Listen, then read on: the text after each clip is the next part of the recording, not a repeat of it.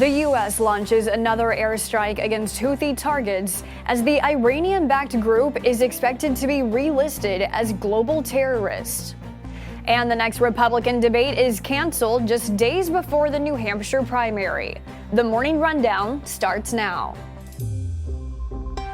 From the Straight Arrow News Studio, bringing the stories that matter to you from across the United States and around the world. This is the Morning Rundown. Today is Wednesday, January 17th. Thank you for joining us. I'm Kara Rucker.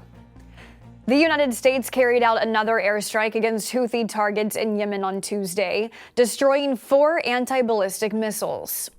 This was the third military strike by the American forces against the Iranian-backed group since last week's U.S.-led attack that struck dozens of Houthi targets.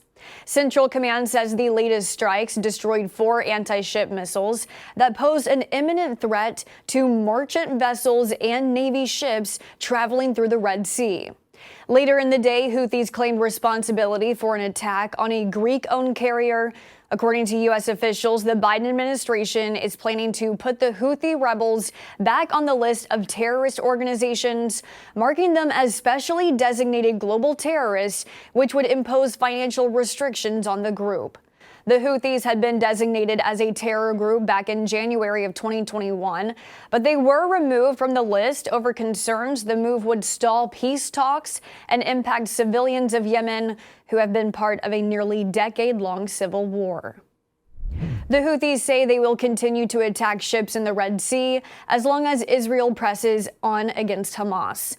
On Tuesday, the countries of Qatar and France announced they brokered a deal between Israel and Hamas to deliver medication to Israeli hostages in exchange for additional medicine and aid for Palestinians living in Gaza.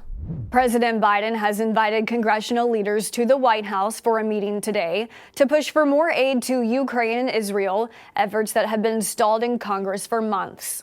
The president is expected to meet with House Speaker Mike Johnson, House Minority Leader Hakeem Jeffries, Senate Majority Leader Chuck Schumer, and Senate Minority Leader Mitch McConnell in an effort to get more funding passed. Back in October, Biden requested $106 billion in funding for Ukraine and Israel, but Republicans want immigration reform at the U.S. southern border to be prioritized and passed alongside any additional funding for Ukraine. The White House says negotiations are moving in the right direction. The Senate has voted to advance the stopgap spending bill that would extend government funding deadlines to March and avert a government shutdown as this week's deadline is approaching. The Senate voted 68-13 Tuesday night. This marks just the first step toward passing the two-tiered bill in the chamber. Without the spending bill passing both the Senate and the House, the government would partially shut down when funding for some agencies runs out on Friday. For other agencies, funding ends on February 2nd. If the measure passes both chambers, it will mark the third short-term spending bill passed by Congress since September.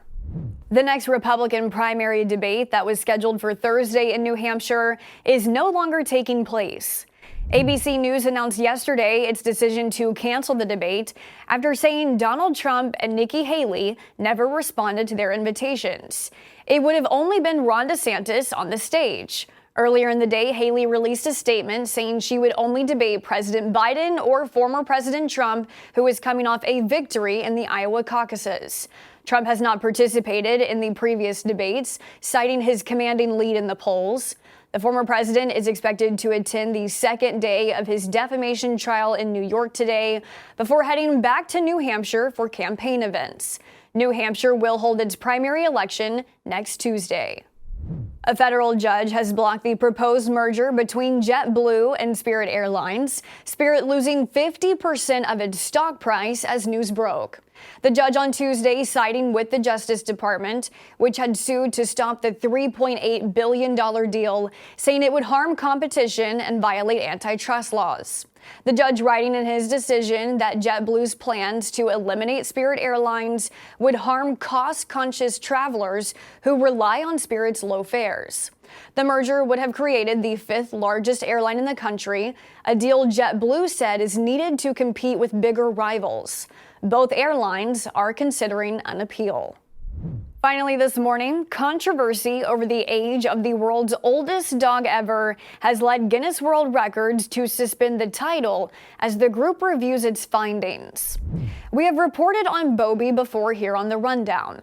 The reportedly 31-year-old guard dog was announced as both the world's oldest living dog and oldest dog ever back in February of 2023. Bobby died in October, but now months later, Guinness World Records says it received comments from a group of skeptical veterinarians questioning the dog's age. The publication says both records are on pause until the investigation is finished. These are your top stories for this Wednesday. Be sure to subscribe to the Morning Rundown newsletter to get the top stories each weekday morning. Just go to san.com/rundown to sign up. Unbiased, straight facts, that's Straight Arrow News. We'll see you back here tomorrow. Until then, I'm Kara Rucker. Have a great day.